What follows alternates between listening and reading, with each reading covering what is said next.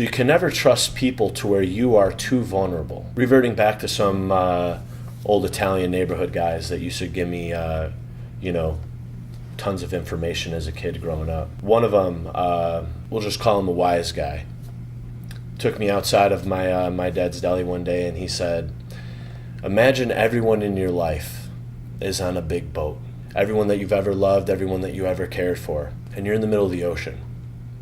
And that boat goes down. And everyone around you, everyone you met, everyone you care about, all your friends, all your family are just slowly capsizing left and right. They're all drowning. There's nobody left. Help isn't coming. Nobody's coming to save you. The boat is gone. It's fully submerged. It's only you and your mother in the water. You're holding on to each other for dear life. Your mother can't swim anymore. Ask yourself, do you hold on to your mother and sink with her? Or do you let her go and swim on your own? When he told me this, I was kind of like, fuck, man. I'd love to say I'm going to hold on to my mom. I hope most people would hope they would. But then thinking about it and putting myself in that position, I realized I'd let her go. And I'm not afraid to admit that. It's human nature to let her go. At the end of the day, you have number one.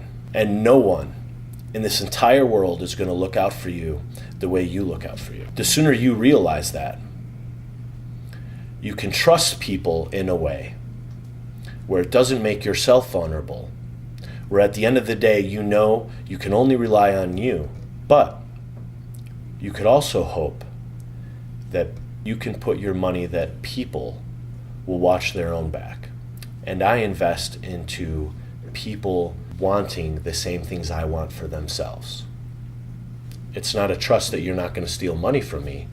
It's a trust that I trust you want to be just as successful as me. I trust you want to have a great bank account. I trust you want to do what's best for yourself. And that's what I trust in people. I might sugarcoat it in staff meetings, when I'm giving lectures, and saying, I really care and I really want to motivate. And there's a part of me that really does. I love to see my staff go on to bigger, better things and then come back and say, hey, Gino, thank you. It was because of you. But at the end of the day, if they don't, I don't really care. And that's what's part of being in business for yourself. It's about you. You need people around you, just as you need a quality product, just as you need good service. So you have to attain those things in trusting people, in motivating people, in inspiring people. And I trust that people want the same for themselves that I want for myself.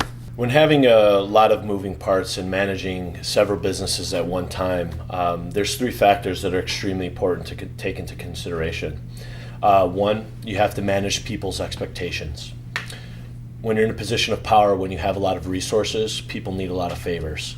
People require a lot of things from you. You can't overpromise. You have to be realistic with what you can do and not spread yourself too thin. Anytime you cannot disappoint anyone for any reason, it's always a plus. So managing expectations is very important. Two, you need to create systems. Create systems that work for your business and create systems that people can follow. Only when systems are put together, tested, and executed, you can take your individual labor out of the equation and you're able to do more with less people.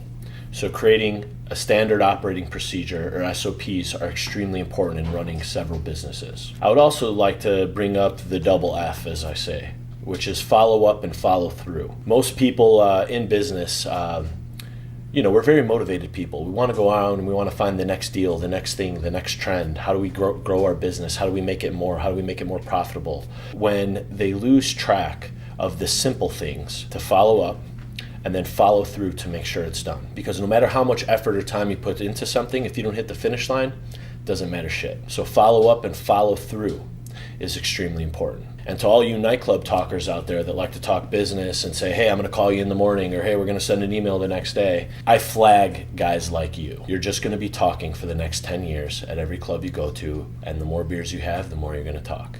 If you're serious about it, follow up in the morning and then follow through with what you're saying that you're going to talk about. It's extremely important, those three things. Also, being in business for myself at a young age, I've had to develop something that I use myself, which I call the daily map. No matter what I do on a daily basis, even if it's my day off, if you have a day off, is follow the map.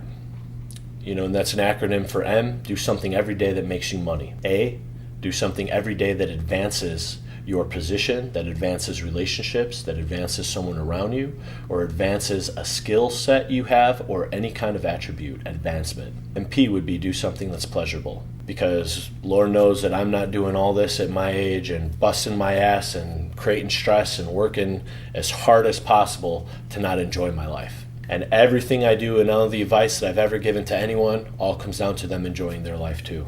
And none of it's worth it if I can't look back on my deathbed one day and say, fuck yeah, I got a story to tell.